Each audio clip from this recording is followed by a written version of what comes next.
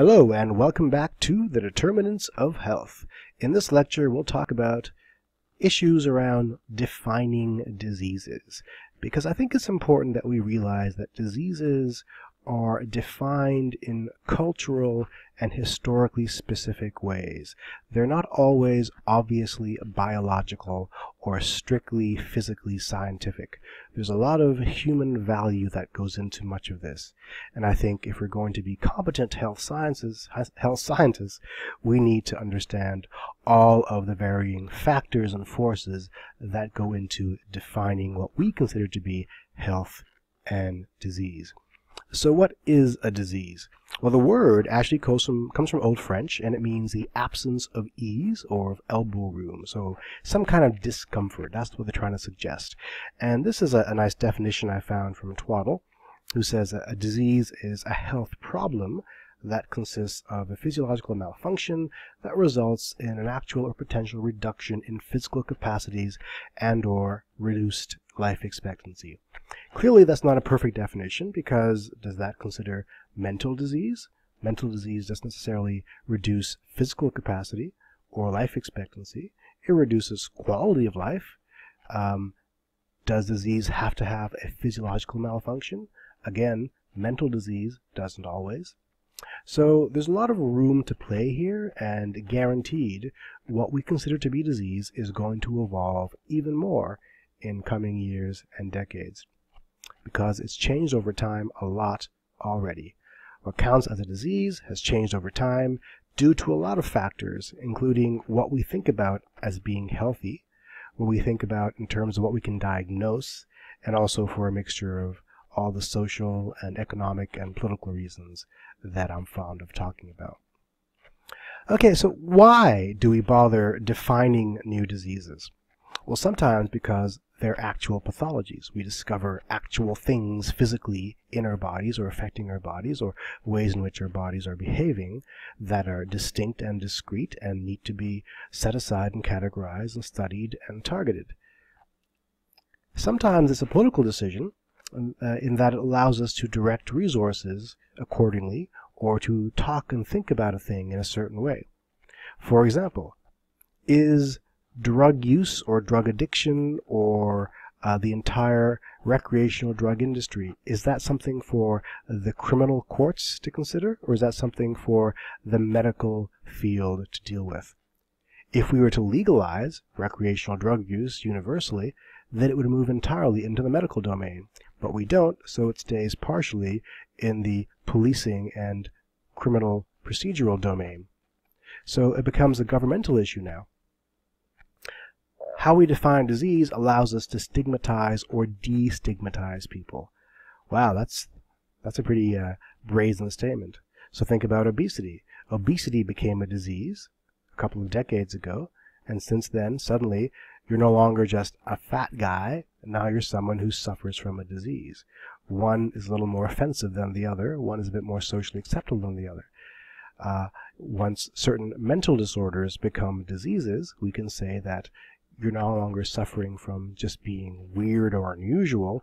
Now you actually have a medical condition that we recognize, that we need to acknowledge and respect in you.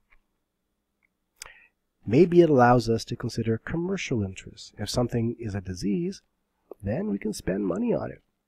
So I've heard it said that halitosis, bad breath, wasn't a real thing until the mouthwash companies invented it in order to sell mouthwash. I don't know if that's true, but that's what I've been told. So don't quote me on that. But that's certainly a criticism of the medical industry a lot, that a lot of things are made up for the purposes of supporting certain industries like the drug industry. And that's just a handful of reasons that new diseases are defined. I'm sure you can think of several more. Let's think about osteoporosis for a second. So osteoporosis, if you don't know, is a condition where your bones become brittle and fragile, usually as you get older, and it's related to a decline in calcium uptake, and often people don't take enough vitamin D, and that contributes to the onset of osteoporosis. We used to think about osteoporosis as a normal part of growing old. If you get older, you're going to get stooped, you're going to get a hunchback, you'll need a cane, all the stereotypical cartoons of old people from decades past all involve people leaning over with a contorted back, leaning on a cane. That's because we thought that was what's expected about getting old. But about a couple of decades ago, in 1994, it was officially recognized as a disease. Making a disease makes us able to actually target resources and therapies and to make it treatable to some extent. So now we have prevention strategies and treatment strategies for osteoporosis.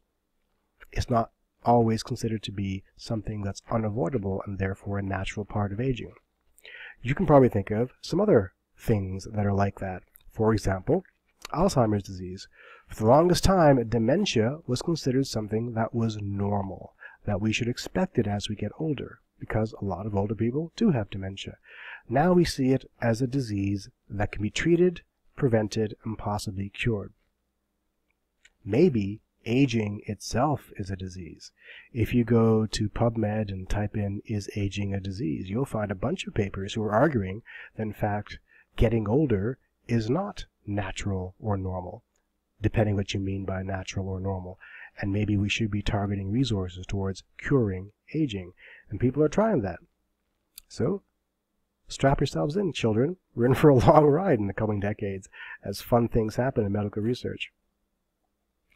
Now compare this to homosexuality. Homosexuality used to be a disease, according to the DSM. It's gone from a disease to a non-disease. So once the disease nomenclature was used to stigmatize people, and now it's been taken away and people can be who they are.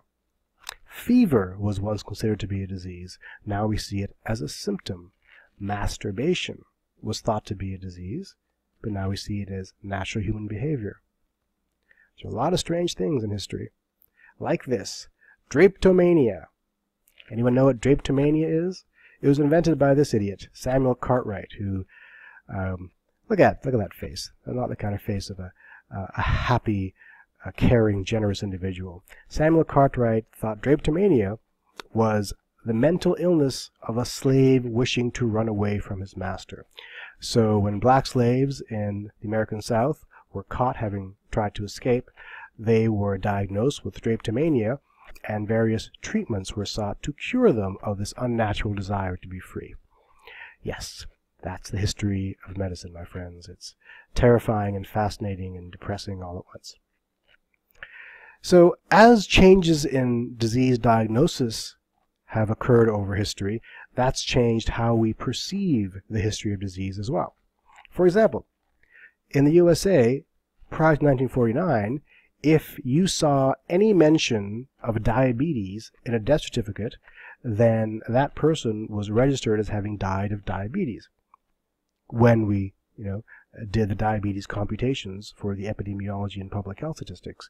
After 1949, only those cases in which the death certificate explicitly said that the underlying cause of death was diabetes, only those cases were put into the diabetes box. What does that mean? It means that what we consider to be the burden of diabetes as a cause of death in the USA changed dramatically in 1949. The actual number of cases didn't change, but because of the diagnostic change, or at least the information change in the death certificate, how we perceive it changed. Check out this image. This is a graph of the deaths due to diabetes per 100,000 population from 1930 to 1960 in the USA for both women and men. Look at that. Everything's going great up until 1950, then suddenly, damn, the death rate drops dramatically. If you didn't know the story of the change in the death certificate policy, you would think that something dramatic happened in 1950 that changed how diabetes sufferers were being treated or perceived by their doctors, and maybe a new drug entered circulation. All kinds of theories you'd probably think about, and it would probably never occur to you that it had something to do with a change in policy in death certificates, which is also reflective of a change in policy around how we think about that particular disease diagnosis. HIV/AIDS is a fascinating example. So, HIV is the virus that causes the disease AIDS. right? You don't get AIDS until you've struggled with HIV for some period of time. There are people who have HIV infection who will never develop AIDS because they're well controlled. So AIDS is a disease. Is HIV a disease? Or is it simply the presence of a virus? It's a complicated question, and I challenge you to find a criterion that distinguishes the two. Now, today we have a rapid cheek swab test for the presence of the virus, HIV. It's called the oral mucosal transudate test. It's inexpensive, you do it quickly, and prior to the arrival of this test, there was the slower, more expensive blood test. And they still do the blood test to confirm if you test positive on the cheek swab, they do the blood test as well. Before the blood test, things were quite difficult. There was a visual test. We had something called the Bangui definition in 1985, and we used that in countries where we couldn't afford the expensive blood type testing. The visual test worked like this. We looked at the patient and said, if they don't have cancer, if they're not malnourished, and they're not under some kind of immunosuppressive treatment, then we look at these criteria. And for each one of these that they have, you give them this number of points. For example, if they've got weight loss exceeding 10% of the body weight, give them 4 points. If they've got a cough, 2 points, and so forth. If you get a total score of 12 or more, we say you've got AIDS. That's the Bangui definition of AIDS. Clearly, it's not a great definition. Clearly, you're going to overestimate the burden of AIDS because a lot of people will have these criteria and yet not have the disease. There are lots of other diseases that can give you these symptoms.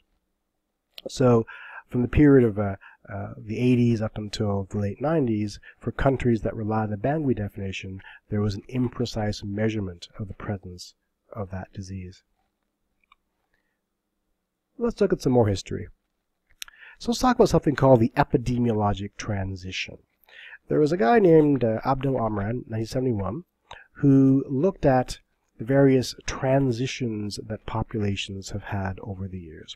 There's something called the demographic transition that I won't be talking about in this class, but the demographic transition simply says that over time, populations evolve, and they change from being populations with high birth rates and high death rates, eventually to populations with low birth rates and low death rates. And that has to do with changes in culture, in technology, in economics, and in how we live, moving from rural to urban environments. So what Amran suggested was part and parcel of this demographic transition from high birth rate, high death rates to low birth rate, low death rates came a transition through different kinds of health states. And if you look at the flow through time of modernization, from low technology to high technology, we also see a flow from high death rates to low death rates. And Amran suggests there are 3 phases the human populations went through historically. The first phase he called the age of pestilence and famine. So in the age of pestilence and famine, we were a largely agrarian people. We had subsistence farming. We had a lot of kids. There were a lot of diseases. A lot of epidemics came and went. A lot of natural disasters as well. So a bad drought would come and that would ruin the crops for that season. A lot of people would starve to death, or maybe a large flu epidemic would show up and wipe out a large segment of the population. That happened quite regularly, so the death rate was quite high, and that lasted for many centuries. Then we enter the age of receding pandemics. Okay, what was that? Public health investments showed up. What kinds of public health investments? Clean drinking water, moving your toilets away from the drinking water, having a roof over your head, maybe not going out when the mosquitoes were active, those kinds of things, maybe cooking your meat. All of these innovations entered a few hundred years ago, and suddenly we had fewer epidemics. We still couldn't control the weather, so the droughts came and went, and we still had famines. But then we developed better farming techniques. We had crop rotations, some breeding plans to have more robust crops and things like that. So even the famines receded as well. Okay, so the death rate has gone down slightly, and we're a little more modern now. His third phase, that Omran suggests is the age of degenerative and man-made diseases. Okay, what is a degenerative and man-made disease? Well, maybe cancers. So it's not that people made cancer, but the things that we do in our lifestyle are conducive to cancers. Exposures to radiation, lying out in the sun too long, eating factory foods, things like that. Diabetes might be a degenerative man-made disease as well. We have a fairly opulent lifestyle with our high sugary diets and things like that. So because of industrialization and modernization, our diets have changed and the death rates have gone down, but the diseases we do have are chronic degenerative and man-made diseases. Now, an important caveat to this is that it wasn't that the cancers and diabetes just showed up here. They've always been with us. It's just that something killed you before they manifested in earlier years. In these ages, you died at a younger age, and so you didn't get old enough to develop the cancers and the diabetes. Now we're living old enough that those things are popping up. And we're living old enough because we're not dying of infectious diseases and famines. Okay? So that's Omran's epidemiologic transition through 3 phases of civilization or of history of population. Now it's entirely possible we're going back over here with antibiotic resistance and superbugs, but we'll talk about that another time. This little graph shows us a little summary of Omran's epidemiologic transition. So the rate of non-communicable diseases, right, a chronic disease like a diabetes or cancers, are going up over time, and infectious diseases, things like plague, are going down over time. Mortality rates have come down, and the transition progresses. Going back in time a little further, about 2,000 years ago, there are all kinds of funky ways of thinking about disease and health. Here's a little story. We found, well, we being archaeologists, not me, but archaeologists, found a letter from Petosiris Tunachepso, who were these ancient, either Egyptian or Babylonian astrologers. And they're writing about all kinds of gossipy things, but included in their writing is a formula for diagnosing disease. And it went something like this. You take all the letters in the patient's name, you add them up because you've attached numbers to the letters, you divide by 30, and whatever number you left off with, you look up in this epigram, and it tells you what the prognosis for that patient's outcome is, either death or cure or disability or something. It was something resembling medicine. Obviously, it's nonsense, but it was what was happening 2,500 years ago. It was an attempt to model disease within the context of the universe that they understood. Now, a little more universal is something called Miasma Theory. So Miasma Theory was prevalent back in ancient times globally well into the 19th century. And the Miasma Theory essentially says that the cause of disease is this noxious gas that comes out at night. So in Europe it was often called night air or miasmic air. So ever heard the old English phrase, safe as houses? Maybe you have, maybe you haven't. If you ever watch old British movies, they'll sometimes say, oh, it's totally safe, it's safe as houses. That goes back to the Victorian era when people would lock up their windows at night so the miasma didn't get in. You are safe in your house from the miasma. Obviously, miasma does not exist. It's not a real thing. People were afraid of the air at night. They would close their windows for fear that this swampy gas would get in and kill them in their sleep. Miasma theory was displaced by germ theory. And germ theory, as I think you all know, is the idea that diseases, or at least infectious diseases, come from microorganisms that today we know as bacteria, viruses, and prions, and so forth. And there are a few heroes in germ theory, and here are 3 of them. John Snow, who's the founder of epidemiology, his great contribution was during a cholera epidemic in England in the 1900s. He took a map of London and found where certain water supplies were being sent and mapped the cases of cholera on this particular map and divided by the base population, and found that most cases were served by a single water pumping station. Shutting down that water pump prevented the cholera epidemic from spreading.